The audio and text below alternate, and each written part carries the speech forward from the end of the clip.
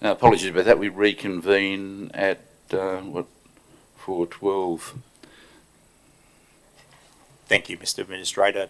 Just in wrapping up the grants, $1.5 million was also received in relation to the construction of a detention basin at Bowral Golf Course to protect homes and businesses from downstream flooding. And finally, a $235,000 grant from the Department of Regional New South Wales for a culvert on Priestley Street. Just a pictorial descriptor of where we're landing with our pending grant applications of approximately $13 million. As you can see, we're continually looking at seeking opportunities to upgrade our infrastructure or renew our infrastructure, with over $7 million worth of pending grant applications sitting on the infrastructure side of things, and also $5 million in community facilities, of which the majority is the Mittagong Playhouse. That's it. Thank you. Thank you. Nobody else making... Look, when you consider where we've come from to where we are, a quarterly financial statement within 2 weeks of close of the quarter is a quantum change, and I think we're probably getting ahead of most councils what they do now with quarterly financial statements. So you're getting closer to real time, and when you get timesheets fully automated, which I presume you're well and truly onto now, it's going to be another quantum change. So, well done. As I said before, I can't ask for any more. I've got a couple of questions. Page 65, 4.9, PA9, the Embedded Customer Request Management System. It says it's now linking to the Customer Experience Charter and Standards. Is that what's happening? I'll ask the Acting Director to explain that a bit better. Thank you. Thank you. Yes, that is true. So what we have done is we've loaded our service standards based on the Customer Service Charter into the system, so we can now track how we are tracking against our predetermined service standards. So what's the result of that? If correspondence is not, particularly in correspondence and I suppose phone calls, if they're not answered within that time, they get a higher level of report? Or we do report monthly to the executive on outstanding and overdue matters. I'd need to confirm if there is an escalation process, but I know the system does have escalation abilities to pass it up the line if need be. Yeah, I understand that the monthly reporting to the executive or senior staff committee, but I would hope that the coordinators would also get that information prior. Well, obviously they must if the manager. So okay, that's good. Thank you. The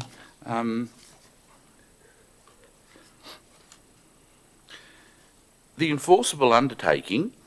Am I right to think that this is another legacy matter that has been now finalised or on the road to finalisation during the administration period?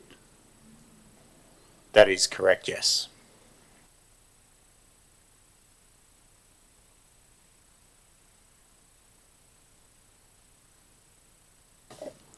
I'm happy with the recommendation accepting. I am concerned about the animal shelter, and to me, and these are my words, it seems to be business as usual at the animal shelter, and there's nothing wrong with that, but we are moving to a custom-built facility at great cost, and I want to make sure that ratepayers, volunteers and the staff can be assured of best value for that. So I'd like to move a number 8 to the recommendation. Having regard to the relocation of the animal shelter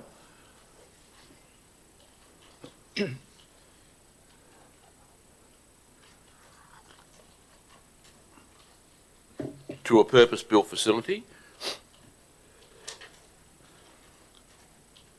The General Manager arrange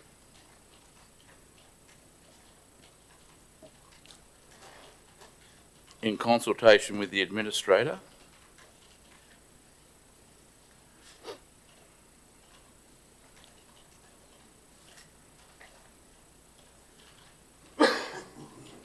a short, sharp review. Pardon me. What have I done wrong here?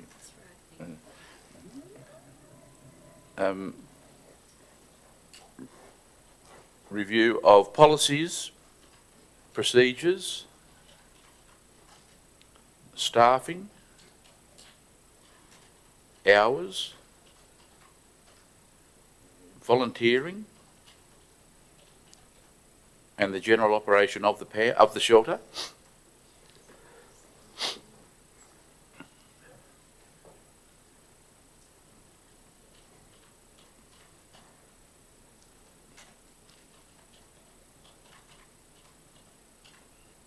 And the general operation of the shelter, of the shelter,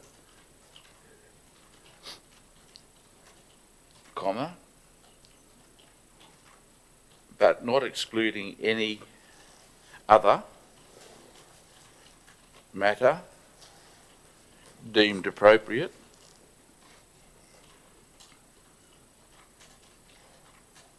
comma,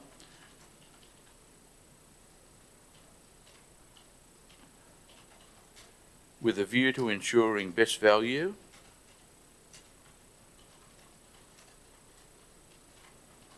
and Council's compliance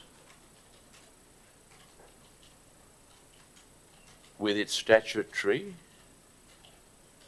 obligations.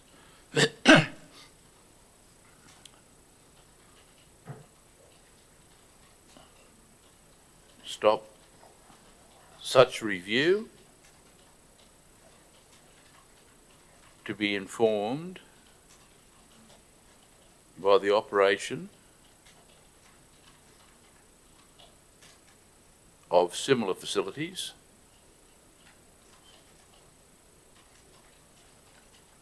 in other regional areas.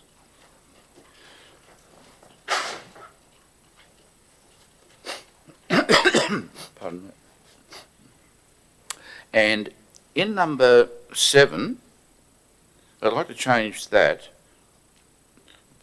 and add words after 2022 and Council's concerns be brought to the attention of the member for Goulburn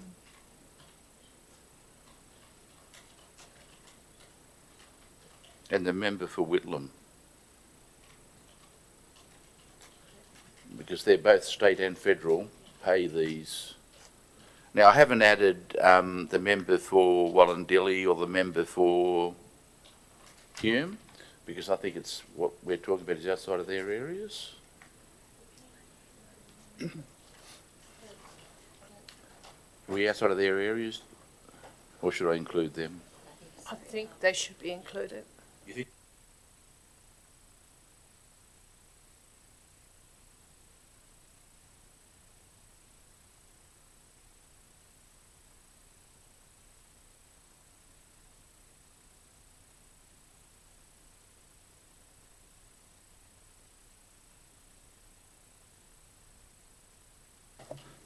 You know, and just for general observation, all of whom I have found extremely cooperative in working with the council, and we're lucky we've got Labor, Liberal, Independent.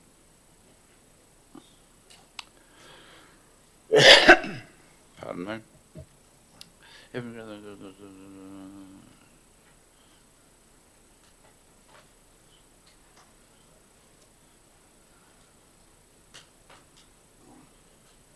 Declare that carried. We now move to private land conservation plan. There's no introduction, but I've got a question. So it'd be to, did we personally write to all landowners in the land for wildlife properties? Mr Administrator, as we've now indicated in the report, the further details provided in the report, a newsletter goes to every one of those participating in those programs. That newsletter included bringing to attention or notifying them of the draft plan and the consultation of that draft plan. So there was not a separate letter that was done through the newsletter that goes to those to those people participating in the program. I might ask the manager for the environment and sustainability just to confirm that I haven't missed anything. I've got that correct.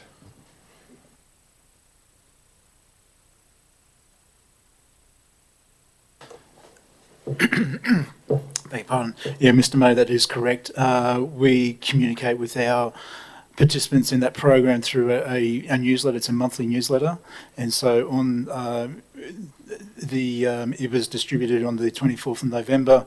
Went out to 222 subscribers, and 147 people from that opened up that newsletter and read it. Yeah, all that was in the report. I just wanted to make sure that all people who have this land registered were advised, which is the answer is yes. How many properties in the Shire are covered by this? Oh, you put me on the spot here. There's about 200 and, I don't know if it's actually in the report. There is about 270, I think, yeah. And if a property changes hands, is there any obligation to remain in this scheme? No, it's voluntary at this stage. We use this program to try and encourage people to get into like the permanent conservation agreements. That's incredible. Yeah, it's a stepping stone in that arrangement, process, yeah. But do we keep tabs in effect of people who may sell and move on? Yes, we do. Yeah, so people will come off the program. We get notified when people don't continue, so they go off the program. But we do try and touch base with the new owners to see if they're wanting to continue. And the submissions are all still anonymous. Well, the system picks up their email address, so we were able to, for example, we've emailed all the people that made a submission about the report going back tonight. So we know that they're all different people, and the system picks up their username and their email addresses. So they were notified about the report coming back tonight.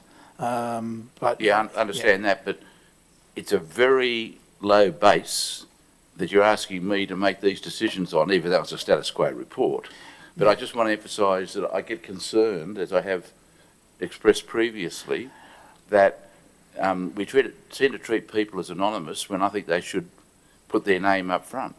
Yeah, I think we're going to try and change the process going forward.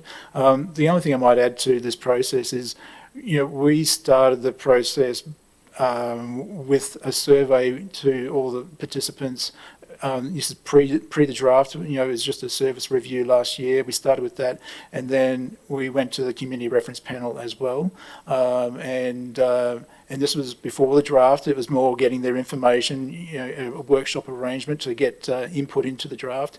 So we did it. There's a number of steps in getting community engagement up front, and then after the draft, we know people went to the site. We know people viewed the reports, but there is a smaller number actually making submissions. To be clear, I'm not critical at all about what you're doing. It's just the consultation and the heavy reliance on this place in Participate. Yep. And not everybody is online. And I think that needs to be recognised.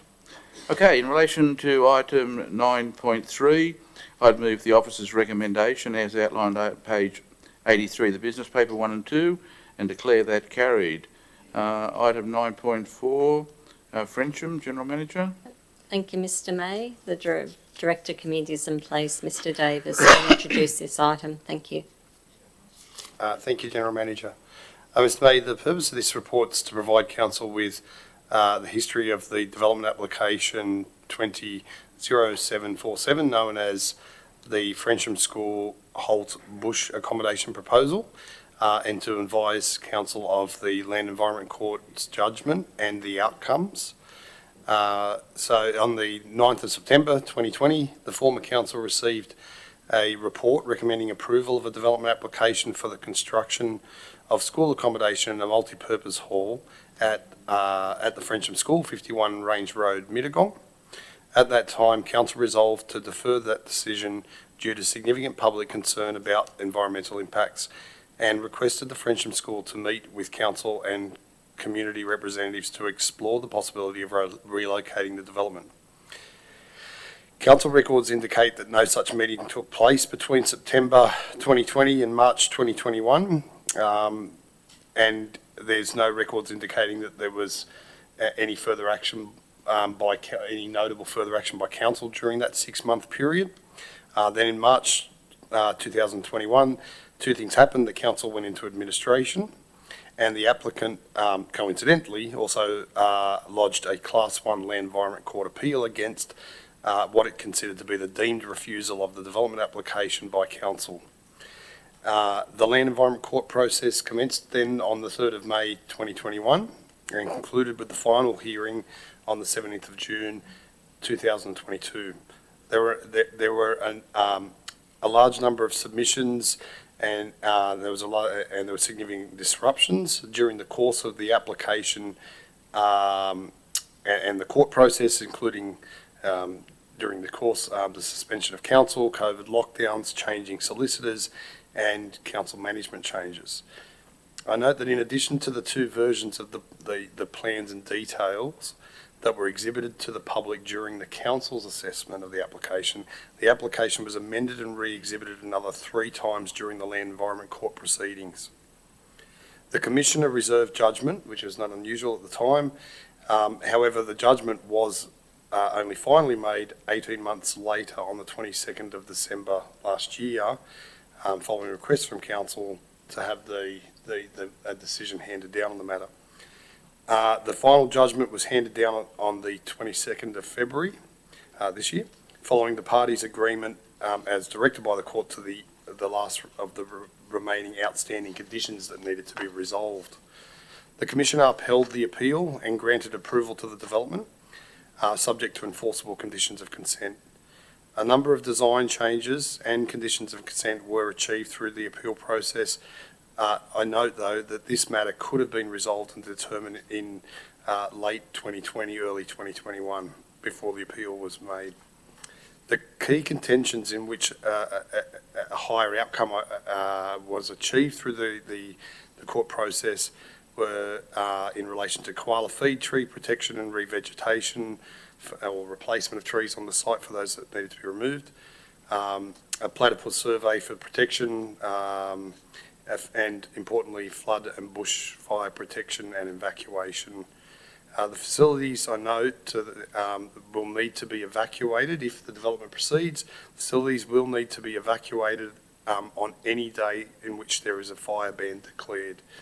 As previously reported to Council in February 2023, responding to the appeal has incurred a cost to Council of approximately $385,000. Respectfully, it's much higher than that because it's your time and everybody else's time. In the re-notification, the 3 or 4 times you said, did the Council do that or did our lawyers do that? During the course of the development application, obviously that was Council officers, so there was 2 times that it was exhibited or notified to the public during that process, but the remaining 3 times through the court process, that was done but that was facilitated by the council's solicitors. Why? That's the normal course of the solicitors. It's as usual. That's normal for them to facilitate the consultation Not at process. councils I've worked at previously, but that's it. I'll address that in a second. Yeah. That was business as usual for here. Look, I just don't understand. The council staff recommend approval subject to significant environmental conditions. In my view, they did their job. And I've watched the council meeting where this is dealt with, and there's motions, there's amendments. It turns very political.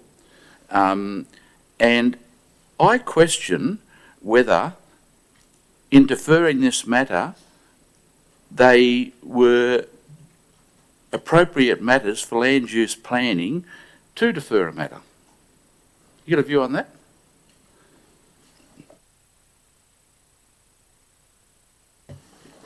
Mr. Administrator, it was broad, the reasons for deferral. What I note is that there was 6 months and nothing came back to the council on the matter. I'm coming to that. But hasn't a general manager or a planning officer got a responsibility, or the lawyers got a responsibility to report back to the council? Well, the lawyers wouldn't have been involved at that stage. It's been undertaken by the administration. So let's deal with what happens between the 9th of September 2020 and the 12th, well, council going to administration is irrelevant,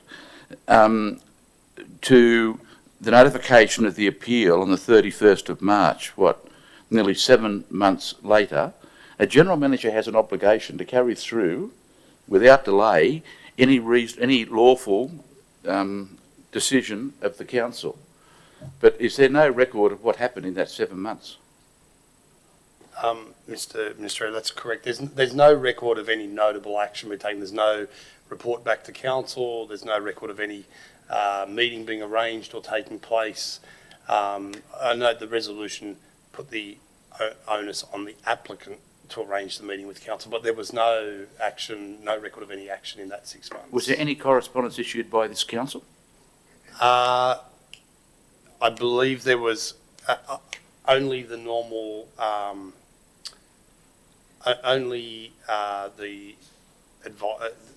believe there was a notification of the council decision, but other than that, no further record of correspondence that I could see on file. Look, I don't want to be unfair because none of you were here when this happened, but it appears to me, and these are my words, that in effect the appeal was outsourced.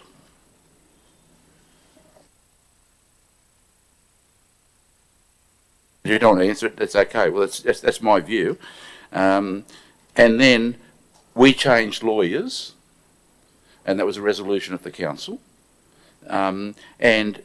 But now we get to the appeal, and the environmental person, and this hasn't been refused or approved, they've taken a deemed refusal. So there is no need for us to go to independent people at this stage.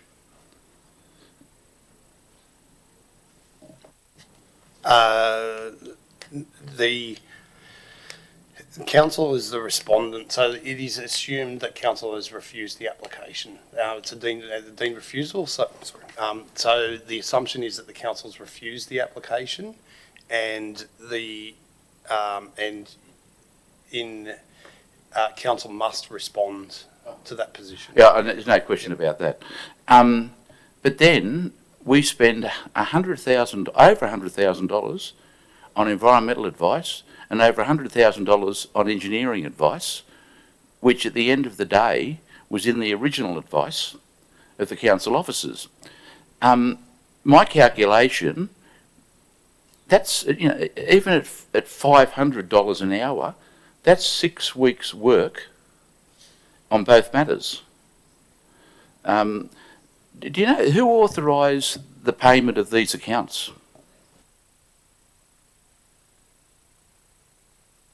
Mr Administrator, the payments of those accounts would have been authorised by the Manager of Development Assessment at the time, or either them or the acting or the Look, Deputy General Manager.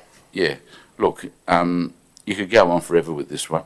I'm just very, very, very concerned about the use of public money on a political exercise, and that's what it appears to me it was, and I don't understand why it was not referred back to the panel by the staff along the way to get their input, knowing the competence of that decision-making process. And I find that disappointing, but none of you were here, so, you know, I can't take that any further. But what I can do is I can make sure this never happens again, and I would like to move that the officer's recommendation be adopted and the General Manager report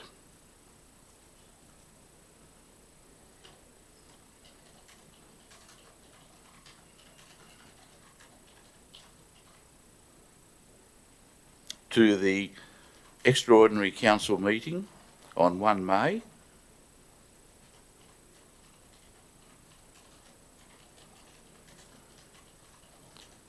on a mechanism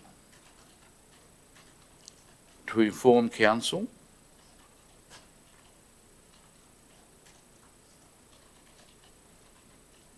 on matters before the Land and Environment Court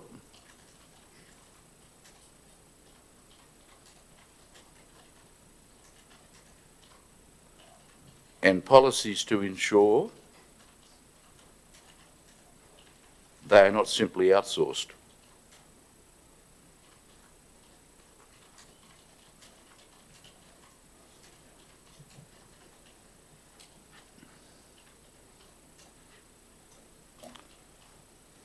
Such report to include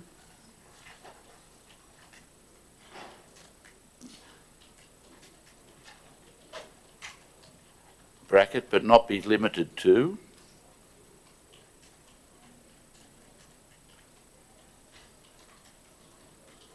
close bracket, the role of the panel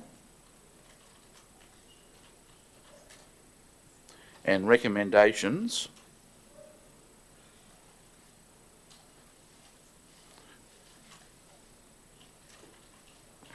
and delegations, it should be, not recommendations, and delegations to the General Manager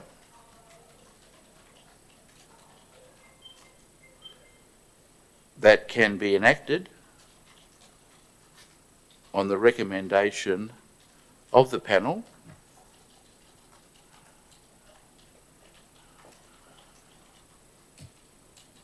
comma, its chairperson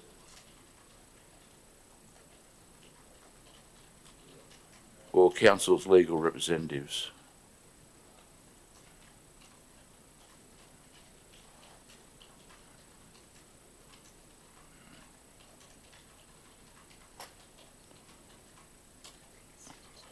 Just while that gets cleaned up, I will indicate why I'm going in this direction. I don't deal with DAs. The incoming council will not deal with DAs. But I'm responsible as the administrator or the council for the use of public money. And additionally, it's important that there be proper procedures in place to ensure that there is no repeat of what has happened in this case. I must say I thought the lawyers and the barristers' fees were not too bad for the amount of time that was spent in the court. But was it necessary to spend that time in the court is my question. And I want to make sure that any member of the governing body has confidence in the process. And I'm a little bit worried as to that confidence with the current arrangements. General Manager, you want to say something? Thank you, Mr. May. If I could just make a suggestion that rather than just refer to the role of the panel, if we could make it the local planning panel. Oh, that's what I meant, sorry. Yeah. Yes. We've obviously had a lot of discussion about this. Do you understand where I'm coming from? Yeah. And look, and I'll make it very clear, I don't blame any of the current people at the council for this, but this is extraordinary, and in my view, it's been totally unnecessary, and it's achieved nothing, because the council's original recommendation, again in my view, having read it and watched the council meeting, which is one of the big assets of having everything online these days, it just became a political matter. And this would have built toilets at Yerrambull, would have built toilets at Hilltop. Anyhow.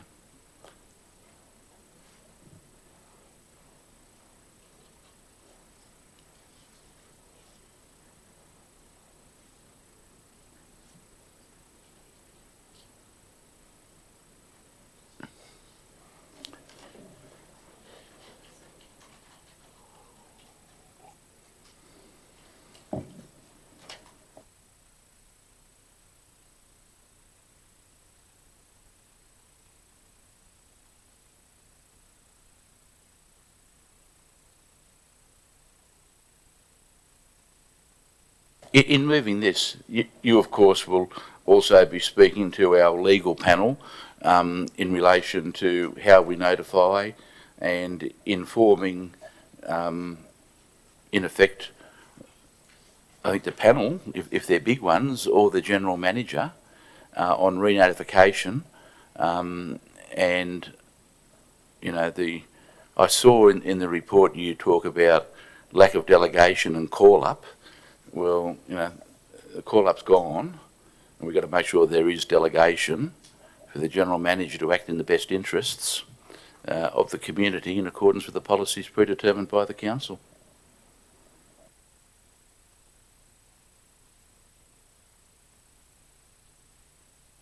Sorry, I would move what's on the screen and declare that carried. We next move to the Community and Recreations Facility Strategy and Upgrade. General Manager. Yes, thank you, Mr. May. Before the Director introduces this item, I wish to table an email received from Miles Lockhead, the co-patron of the Southern Highlands Water Polo. The email was dated the 16th of April, and I believe you've read the copy. Yep. And that'll be included in the minutes. The Director's Service and Project Delivery. Thank you. Thank you, General Manager. Mr. May, the purpose of this report is to provide an update on the delivery of actions arising from the Community and Recreational Facilities Strategy. The strategy was adopted at the October 2023 Council meeting, and it contains a total of 57 actions. The Council business paper mistakenly outlines the staff recommendations from the October 2023 Council meeting and not the Council resolution. It is the Council resolution that has been acted on as reflected in the body of the report. For completeness, the October 2023 Council resolution will be included in the minutes. A community information session was held on the 25th of March to provide a summary of the actions contained in the strategy, and this report provides an update on the 3 actions being the business case for the multi-purpose indoor sporting centre, the business case for the regional aquatic centre, and the revision of the Lackey Park master plan.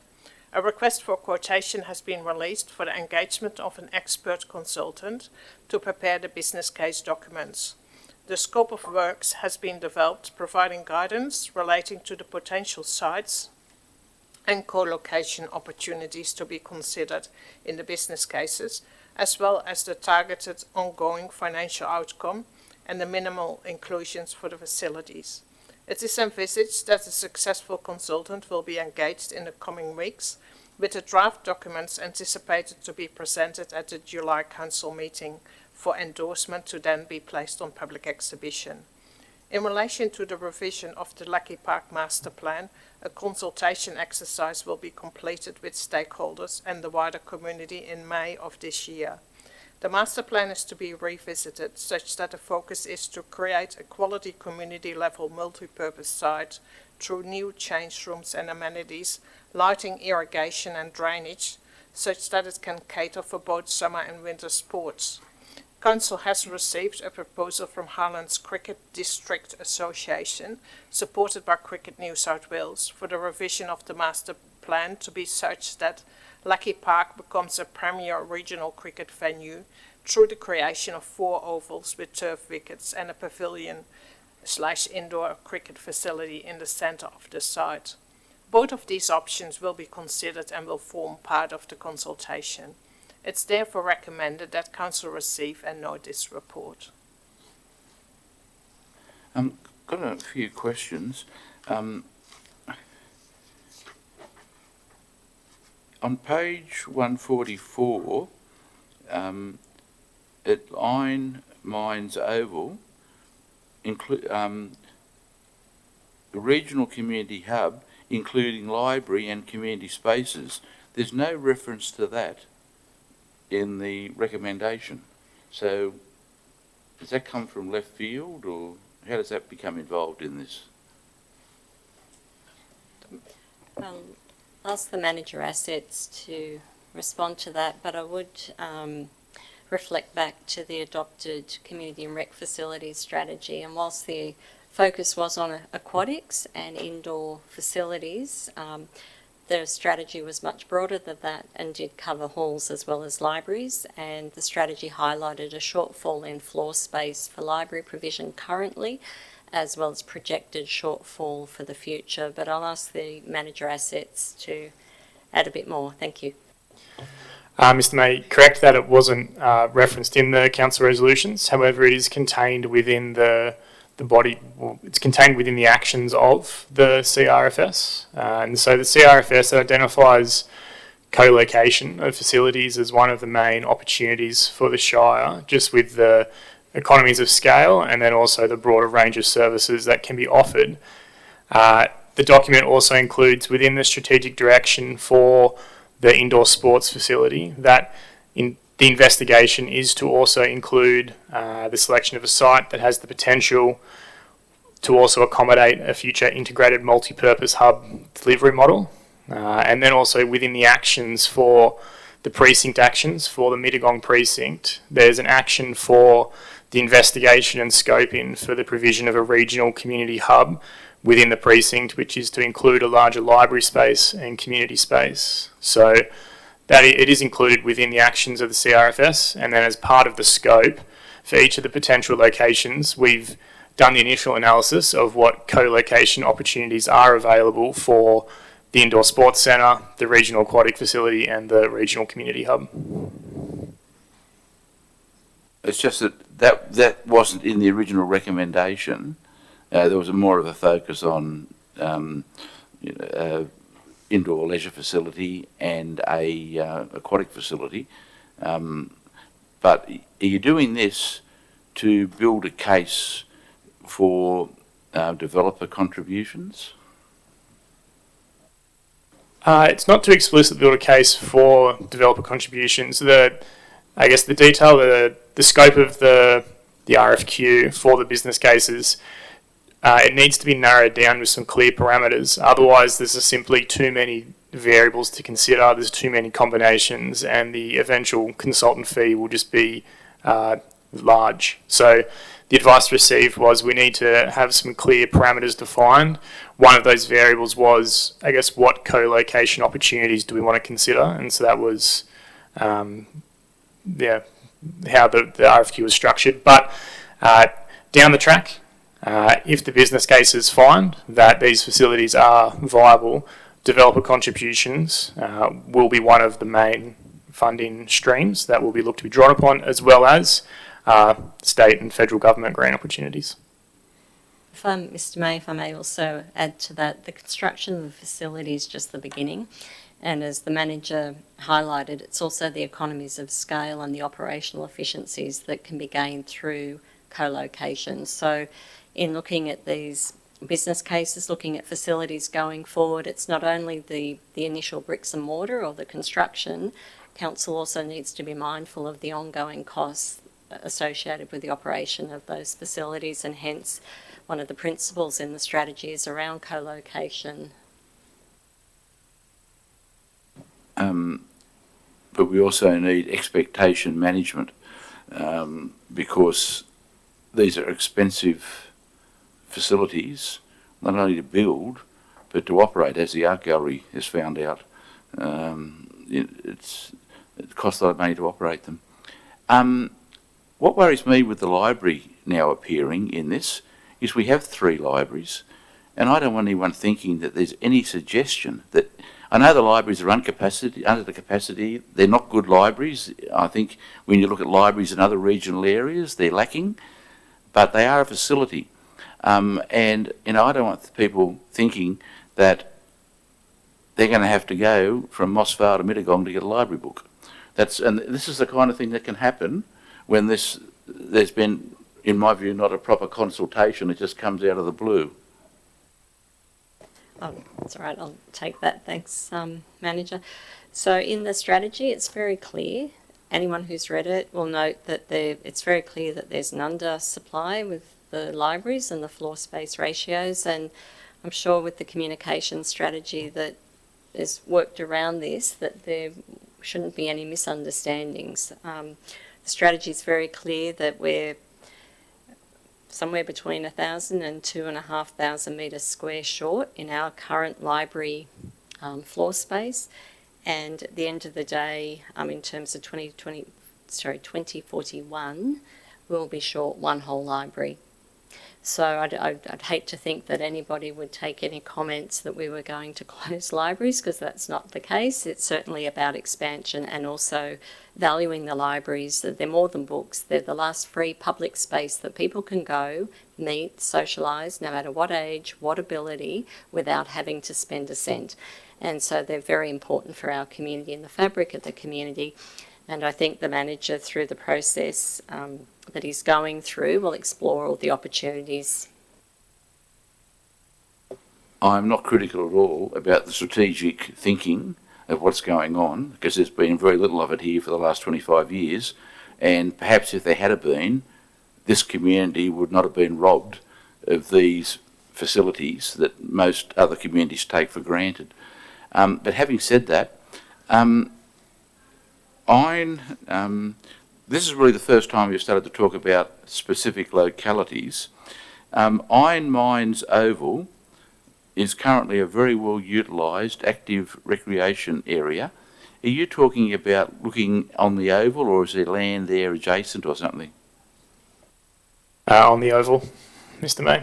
Part of the difficulty with the business case and the process is that there is no perfect location, and so that initial analysis has already been completed, and that's part of the reason why we are going through this business case process, because each potential site has its own set of constraints, and so that's what will be explored and considered through the business case. I think Mittagong Oval has much more flexibility in that there's a lot of land to the north, or does that have the same problem? I think Mittagong Oval brings with its own constraints. I don't think there's that much free space currently that doesn't have an existing facility or structure built upon it. Especially given that the intent is not to construct another pool over the creek. And so if we basically put an exclusion area around that creek in terms of a space appropriate for a facility, there's not really free space available. And so again, it's a very constrained site. Mm.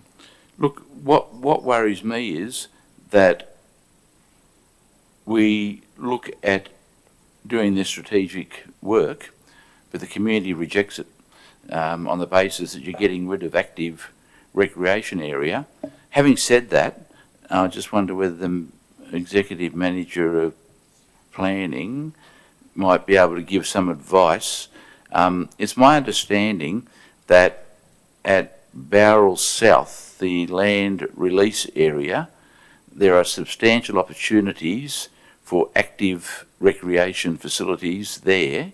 I'm not talking about pools or anything like that. I'm talking about fields basically in the flood areas, where some people think the council's proposing to put houses. Am I right in my understanding that that is also the additional active recreation space for sporting is being looked at in the flood areas down there? We are, Mr May, the emerging draft master plan. To clarify that there has been a bit of misinformation out there. We're not putting people or homes on the floodplain. This is very much the flood-free parts of Bowral South. But and the opportunity there is to bring riverfront land into public ownership. As part of the uplift for the rest of Bowral South, we get public land in the form of open space. So sporting ovals, yes, we're probably aiming for 2 to 3 sporting ovals on the riverfront. It is an appropriate use of land. It's certainly not large enough to accommodate, we haven't really considered an aquatic centre or anything like that. The whole site, Bowral South, is 320 hectares, so plenty of land, but we haven't really taken into account a regional scale aquatic centre or anything like that. I'm not suggesting that, because it's a flood area, Indeed. and having sporting facilities is an appropriate use, as I understand, for that kind of thing. But what I'm trying to do is I'm trying to draw a nexus between, robbing Peter and paying Paul, because I don't want the soccer people thinking that, what are we going to do in 15 years' time? So there's a bigger picture being played out, but I think that needs to be communicated because, as you know, and you've been burnt by people suggesting that you're proposing to build houses on the floodplain, which is just a nonsense. So, these things, unless they're managed, communications can become difficult. But I don't think there'd be many residents who would complain about what you're trying to do for the future, because that hasn't happened in the past. But I think it's got to be managed in the communication process, that it doesn't turn out that, we're going to lose our soccer field for a pool, because that's not really the case. But it just needs to be managed. That's all I'm trying to say. I mean, I'll just make one last comment about the emerging draft master plan with Bowral South.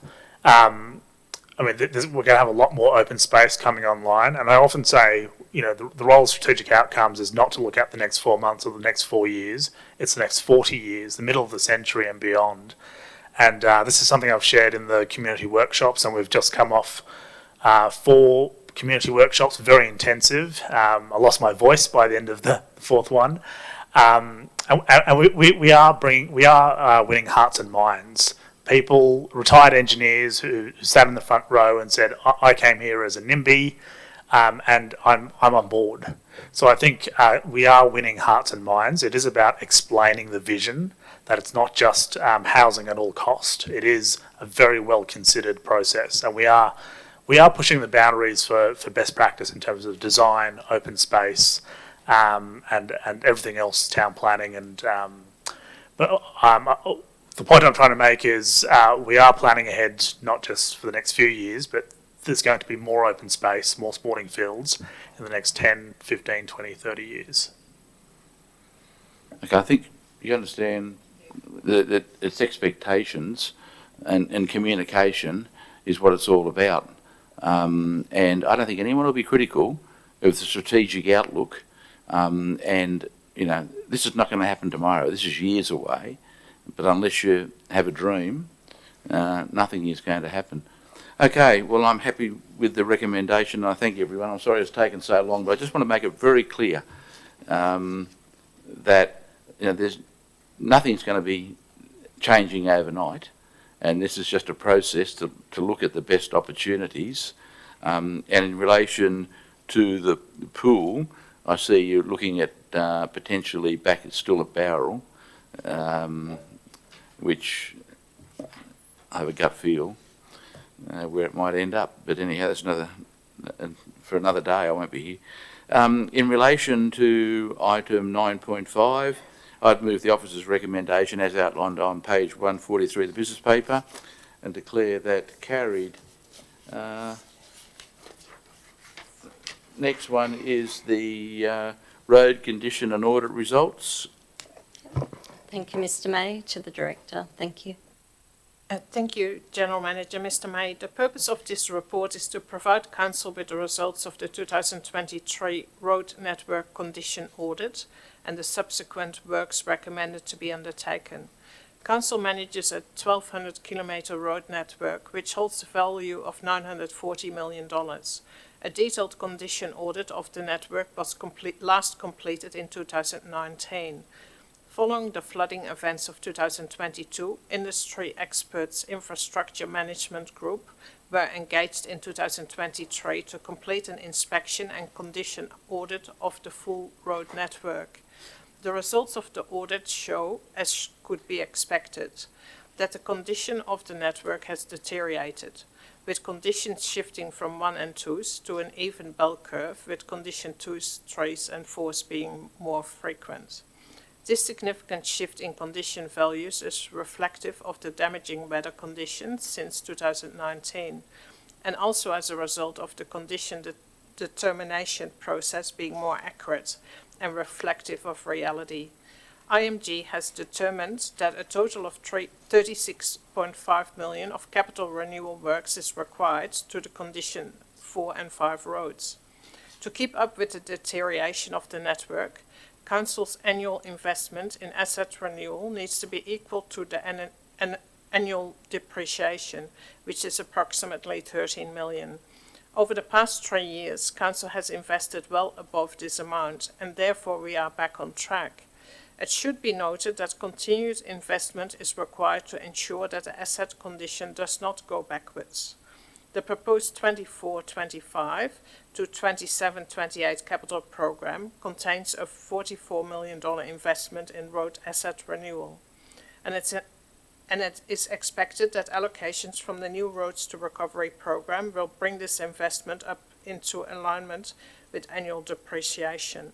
As a result, the full extent of works identified from the IMG audits will be completed within this proposed program. It's recommended that Council receive and note this report.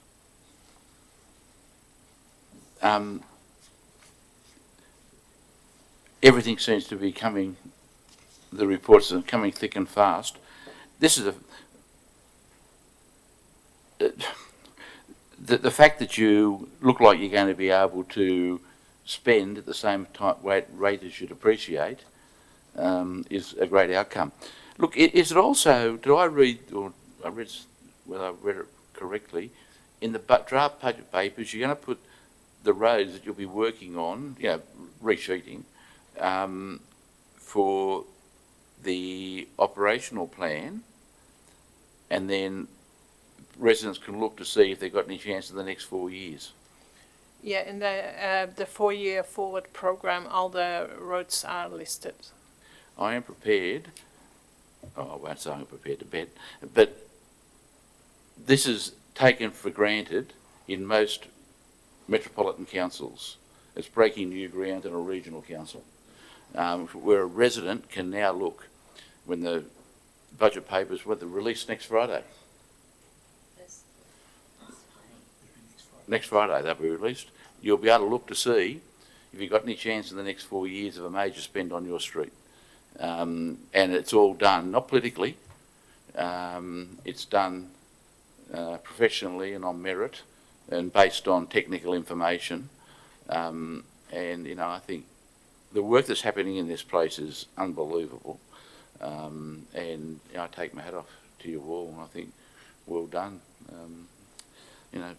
I know I'm also quick to criticise too, but when things are going well, you've got to acknowledge it. So in relation to item 9.6, The road condition and audit results, I'd move the officer's recommendation as outlined on page 148 of the business paper and declare that carried. There's no introduction for the water main upsizing. I would move the officer's recommendation as outlined on page 153 of the business paper, 1, 2 and 3, and declare that carried. Moss Vale Sewerage Treatment Plant tender on page 159, General Manager. Thank you, Mr May. So this is another major project for council, and our second sewer treatment plant tender. I'll ask the director to introduce this item. Thank you. Thank you, General Manager. Mr May, the purpose of this report is to present the evaluation of the request for tender for the Mossville Sewer Treatment Plant project. The sewer treatment plant was last upgraded in 1996 to a nominal design capacity of 9,000 equivalent persons and is now operating near design capacity. Based on the integrated water cycle management paper, the plant growth to the year 2041 will require increasing the plant to 20,000 equivalent persons, including contingency for a further staged expansion to cater for 36,000 equivalent persons by 2046. A detailed design was developed and approvals gained via the required authorities, leading to a competitive tender process, which was advertised from the 26th of September to the 12th of December 2023. An independent probity advisor was engaged to oversee the process and to manage probity in procurement. The compliant tender submissions demonstrated an understanding of the requirements and experience with similar construction projects. Haslund Constructions were evaluated as the most advantageous tender submission and are currently performing very well on the similar Bowral Sewer Treatment Plant project. It is important to note that Council has obtained a $25 million grant from the Department of Planning, Housing and Infrastructure for this project in February 2023. And that a revised funding strategy, as depicted in the report, is required to cater for the escalated market-driven pricing in order to deliver this strategically important infrastructure project. It is therefore recommended that, based on the rigorous and comprehensive tender process, that Council resolve to enter into a contract with Haslund Constructions for the Mossville Sewer Treatment Plant project for a lump sum price of $64,696,264.04, inclusive of GST. 4 cents, thanks for that. Look, this is a good outcome, but a very, very costly outcome. And really the bottom line is that the council has had considerable money in reserves for years to do some of this work. And, you know, probably paralysed by dysfunction. Nothing much happened and the cost goes up 30, 40, 50%. Since I've been here, it's gone up 30% costs in construction, but we've just got to get on with it. There's no way out of it.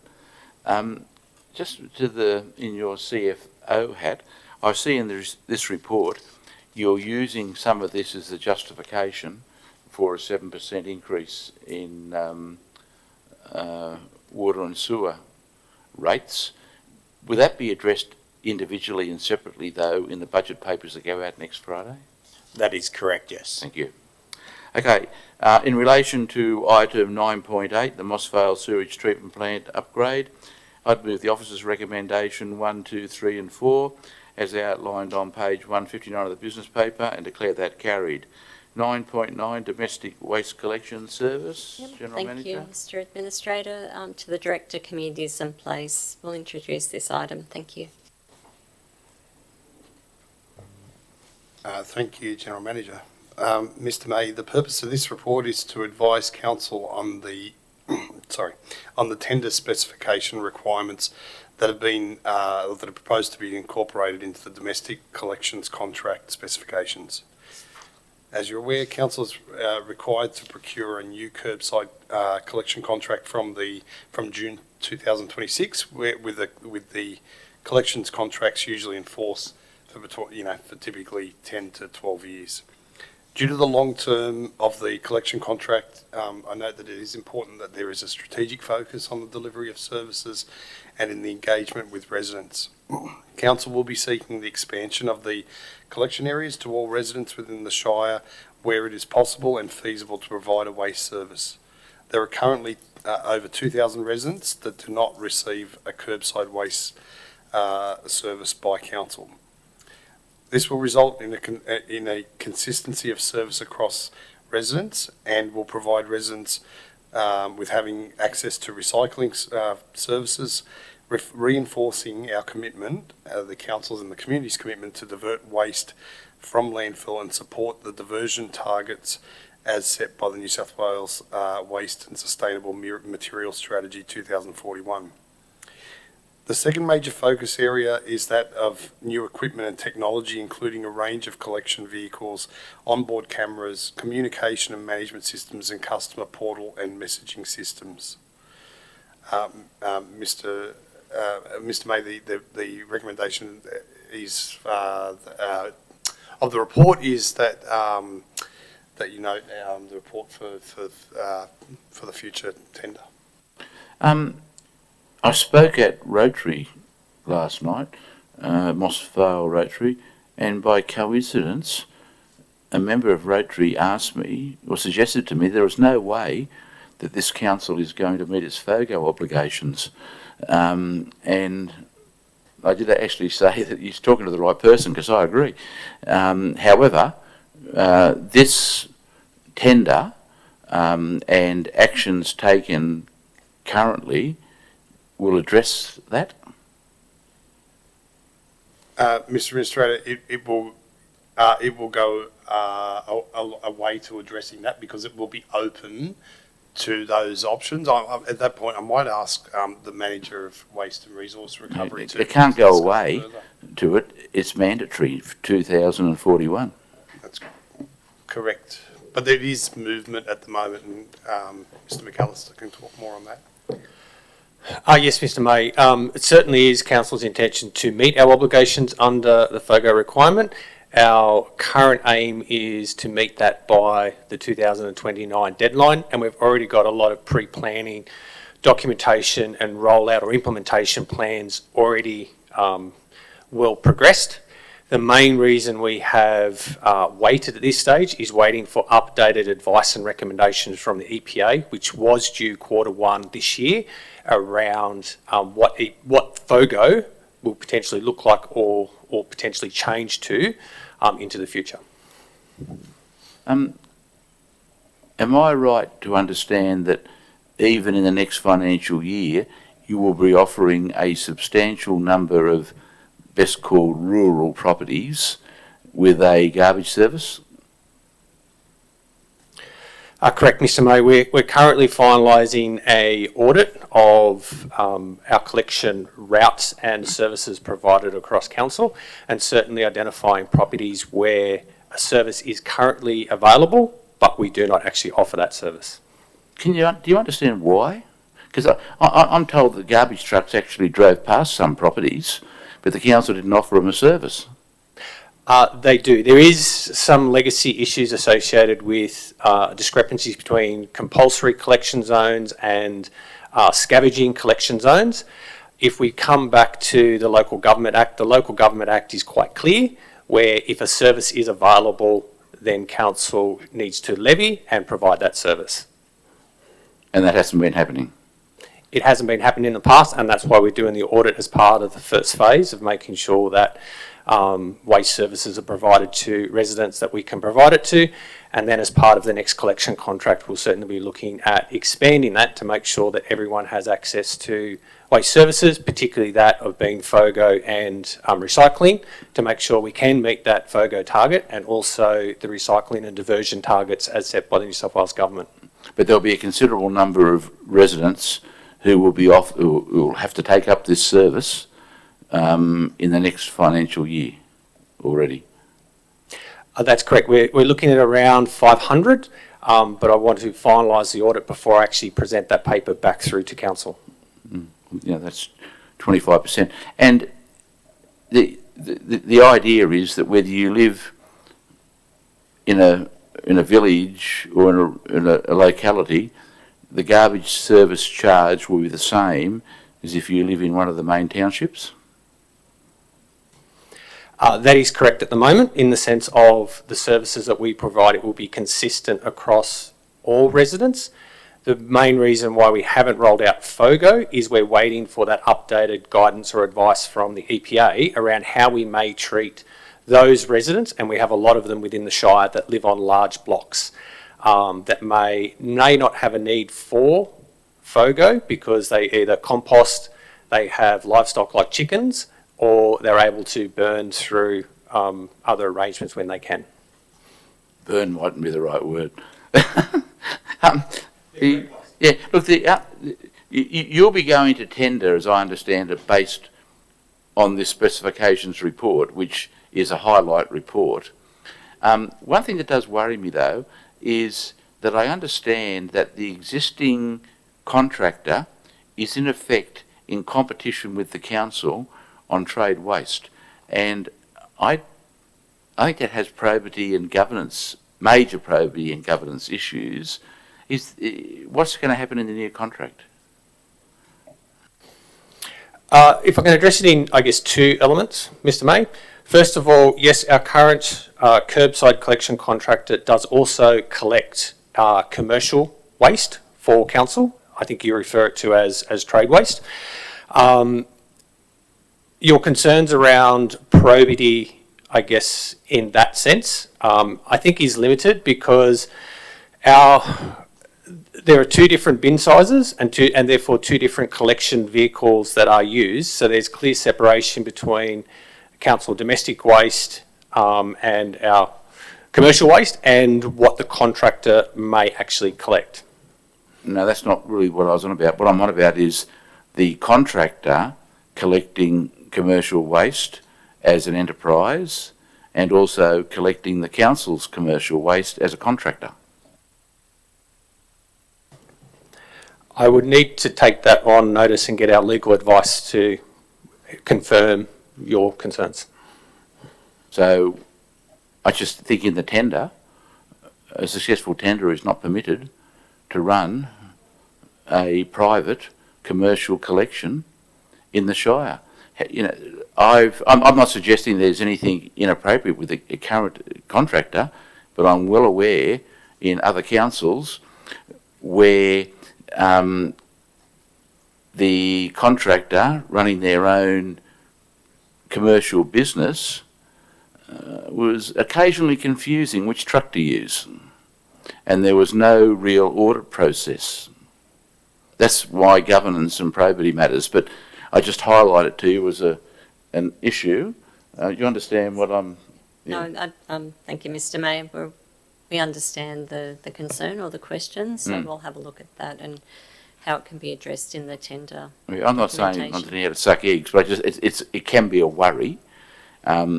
But as I understand it from reading this, you're going to have cameras on trucks, and it'll be state-of-the-art metropolitan collections, in effect, and all new equipment, which has all this, just all the guns and whistles. That is correct. Yeah. Oh well, maybe it's not an issue in those circumstances because there's plenty of probity along the way. But I just think it's worthwhile having a little look at.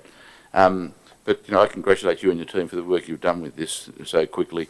I would move the officer's recommendation as outlined on page 170 of the business paper for item 9.9 be carried. Simona Street, Bowral. Thank you, Mr. Mayor. This matter has a bit of a long history, and we've brought forward this item tonight to provide the facts and the current state of the matter. Thank you, Mr. Kuzmanowski. Thank you, General Manager. The purpose of this report is to provide a background and update to Council in relation to the acquisition of Part 3 Somar Avenue, Bowral, following representations made by the landowner to the local member and local media outlets. Council has been in protracted negotiations with the landowner and has been unable to reach agreement on value of land being acquired. Council has provided expert evidence to support the methodology applied by Council's valuer in determining the value for sale. Similar evidence has not been provided by the landowner to support the assumptions they have made in providing their valuations to Council. Currently, Council is awaiting a response from the landowner's legal representatives in relation to a request for meeting made by the landowner. In the meantime, Council is arranging finalisation of the plan of acquisition, and the matter will be reported back to Council following the registration of that plan. The resolution is outlined in the report. Thank you. I've also met with the owner and made what I thought were appropriate recommendations to them to take this matter forward. In effect, you've now presented the other side of the story, which, you know, clears up quite a lot of innuendo.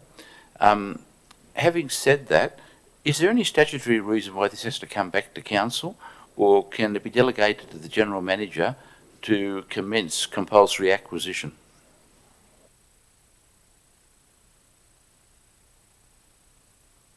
Mr. May, I'll ask the Manager Governance just to check and provide a response. Thank you.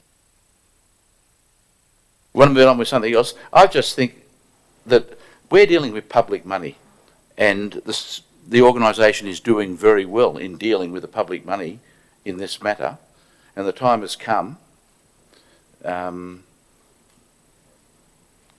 Anyhow, we'll come back to that then. Mittagong Caravan Park, page 180. I'd move, there's no introduction, I'd move the officer's recommendation as outlined on page 180 of the business paper 1 and 2, and declare that carried.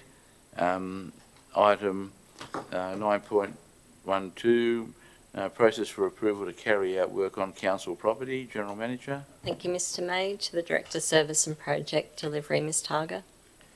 Thank you, General Manager. Mr. May, the purpose of this report is to detail the approval process for residents and community groups to undertake works on council property, as was requested through the Administrator Minute at the Ordinary Council meeting of the 21st of February 2024.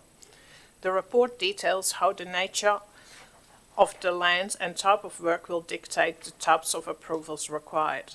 The first pathway is that of the Environmental Planning and Assessment Act, where all works need to be designated as either exempt development, complying development, development consent required, or development permitted without consent.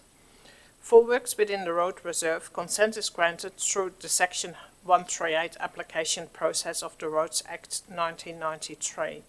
For works on council land that do not require a DA, consent is granted through the approval to carry out works on council land process, or ATCO process for short.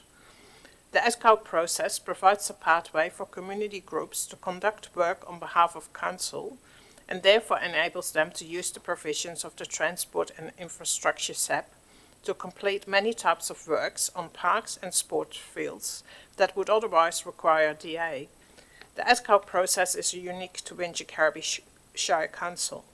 Many of the neighbouring councils have a process for approving works by community groups on council lands, but it's only the ATCO process that enables community groups to use the provisions of the Transport and Infrastructure SAP. It's recommended that Council receive and note this report.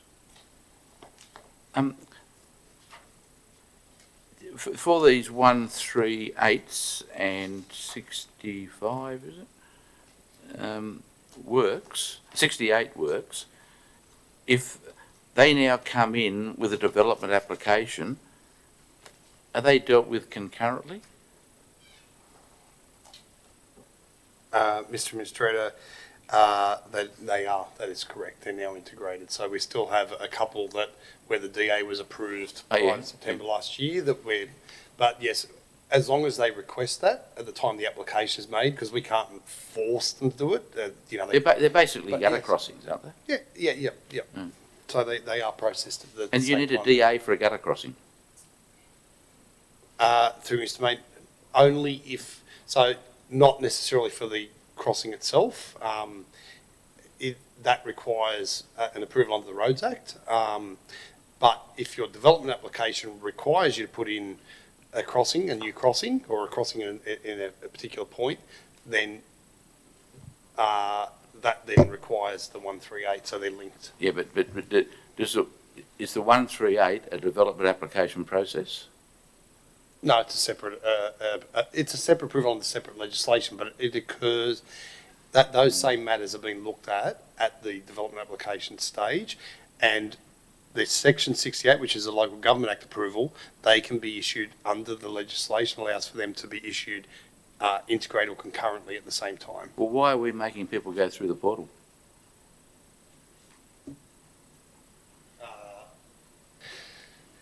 For a development application? No, for a 138. Council's practice has been, since the portal has been... Yeah, I'll defer this for further information because, here also it says there's a 5,000 limit in a lot of councils.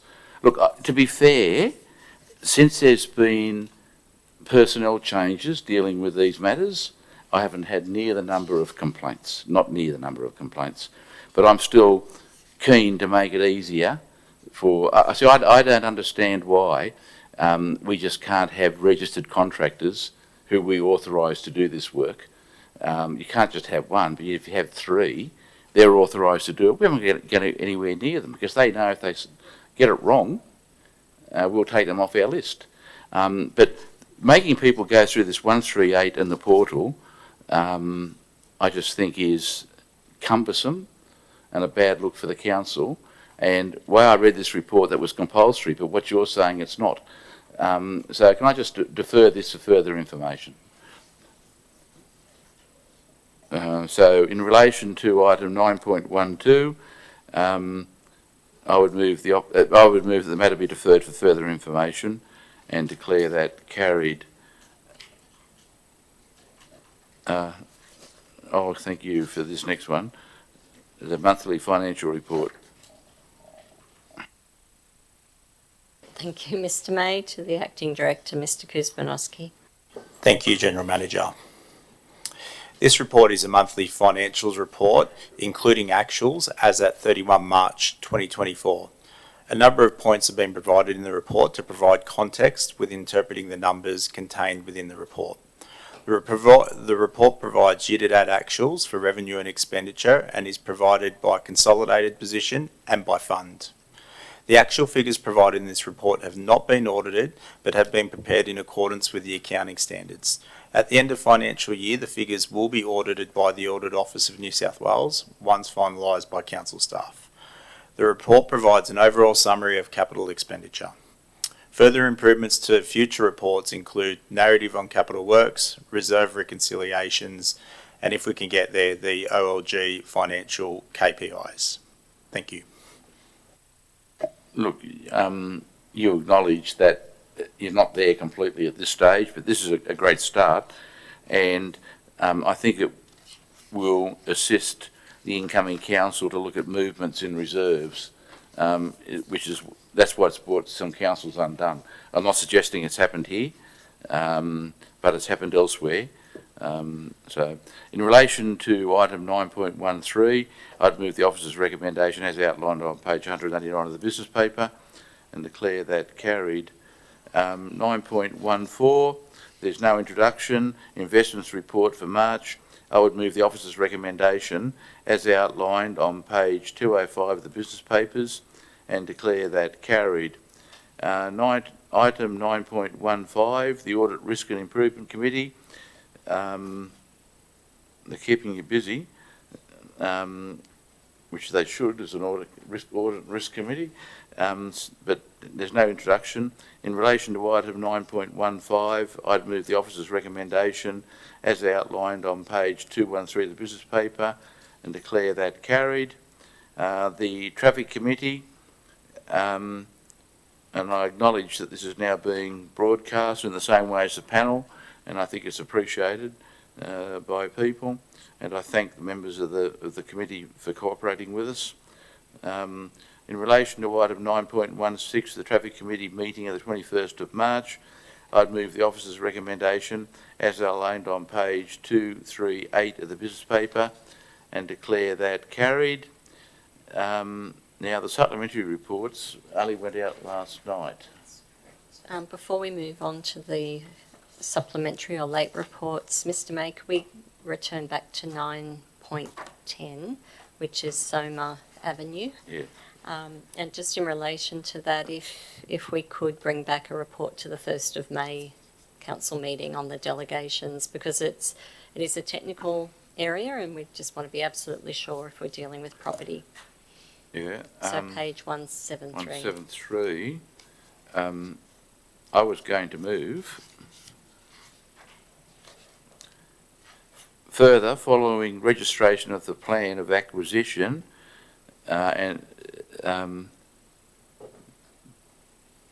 the matter be delegated to the General Manager for either the resumption or compulsory acquisition. So you don't want that, you want to hang on. Okay. Yes, Mr. May, thanks. I'd move the advices be received and the matter be deferred for further consideration at the May meeting. Oh, at the extraordinary meeting. Yes. Okay. Be deferred to the extraordinary meeting on 1 May.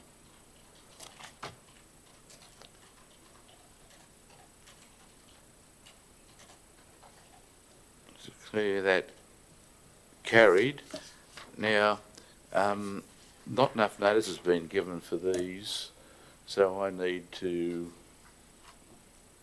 move an urgency motion, don't I? It only went out last night, 3 days.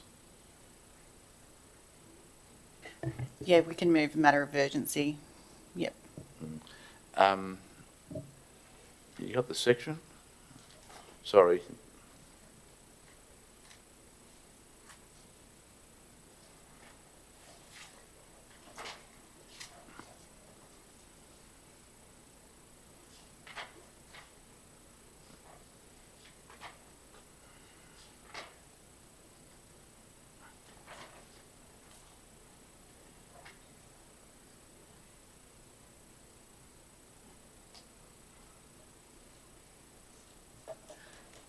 So it's clause 3.9B,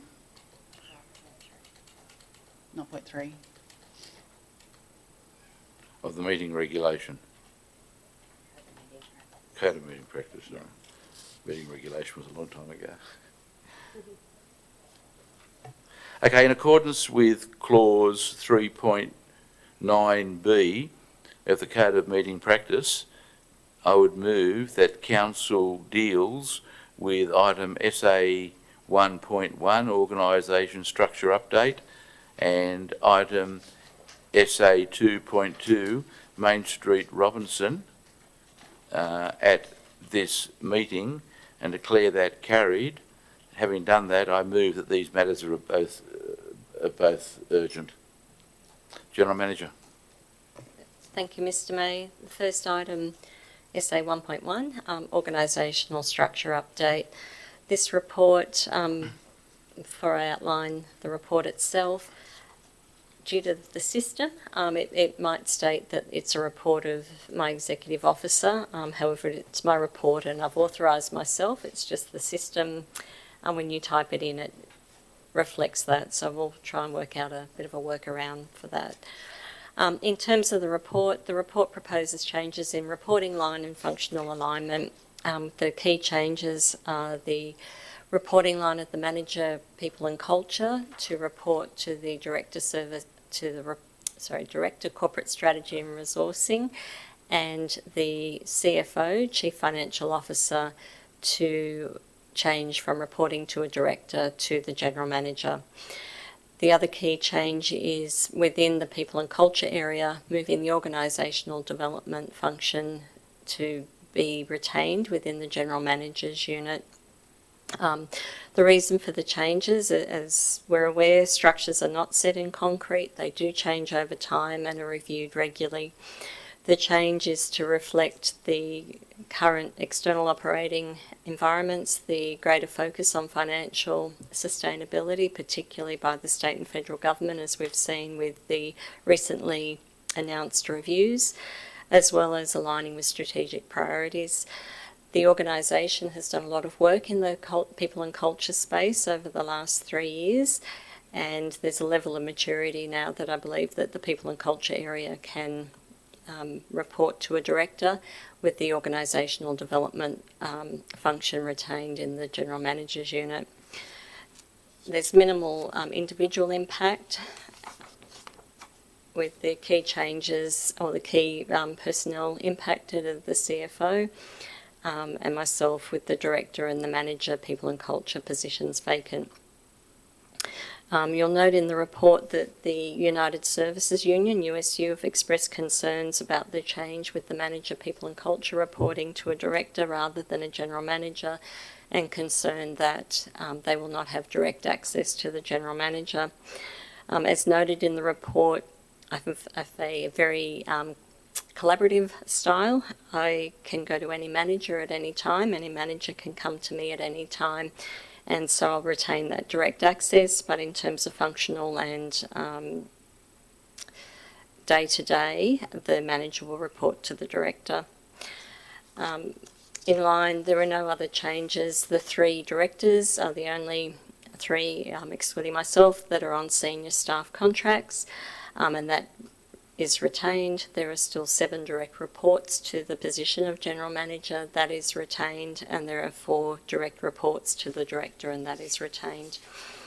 As noted in the recommendation to you, to the council, that as per section 332 of the Local Government Act, note that the changes in reporting lines to the role of general manager, and it's recommended that that's adopted, the revised structure, and to be implemented from the 1st of May.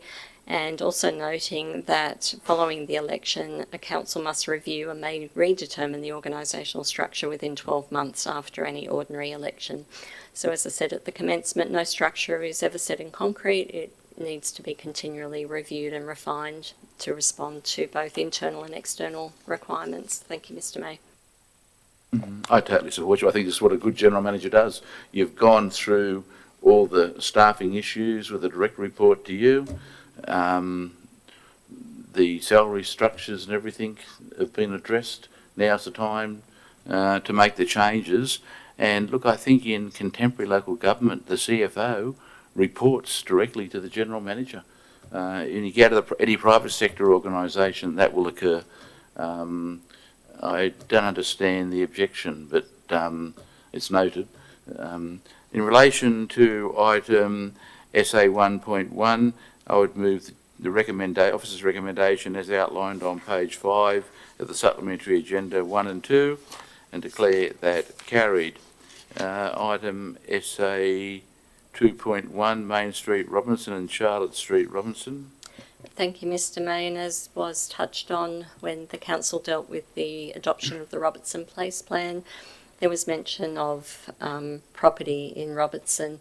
I'll ask Mr. Kuzmanowski, the Acting Director, Corporate Strategy and Resourcing, to talk to this item. Thank you. Thank you, General Manager. The purpose of this report is to seek council resolution to not proceed with the proposed part road closures at Main Street and Charlotte Street, Robertson. On 13th of December 2023, council resolved to place the proposed part road closures on public exhibition for feedback. The proposed part road closures were placed on exhibition on 20th March 2024.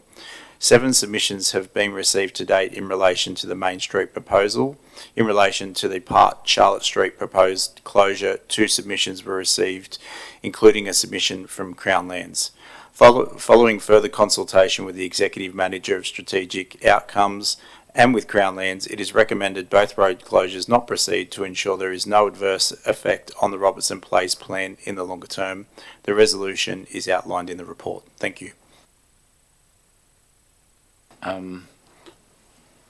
This is a common sense recommendation. to address an issue. That's all I want to say. In relation to SA 2.1, I would move the officer's recommendation 1, 2 and 3 as outlined on page 9 of the business paper and declare that carried. General Manager, anything else? No. In that case, I declare the meeting closed and thank those who have attended.